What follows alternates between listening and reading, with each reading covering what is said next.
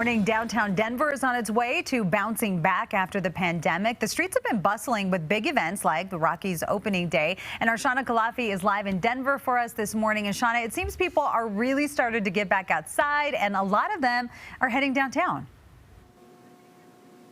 Yeah, Michelle, if you've been downtown lately, you've seen the difference since pandemic days when we were really in the thick of it, when there was barely a person on the streets of downtown Denver. Now those crowds are starting to get back, especially for big events like we saw on Rockies opening day. So we're going to break down the numbers for you. We got these from the Downtown Denver Partnership. And actually, the opening day numbers might surprise you a little bit. So we saw those big crowds of people, but according to the Downtown Denver Partnership, there were about 254,000 people who visited downtown that day. And that number actually isn't too much more than last year's opening day.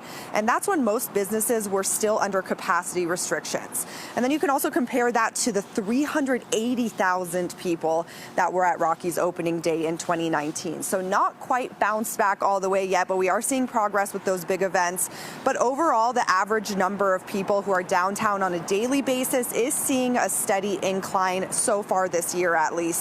So if we look at the month of April, more than 190,000 visitors a day on average this year, compared to about 123,000 a day last year and less than 50,000 a day in April in 2022. So those numbers are definitely looking up, and the city wants to keep this momentum going. So they have several projects in the works, like the 16th Street Mall construction, and they're hoping that these things bring some of that pre-pandemic energy and customers back to the businesses in downtown Denver.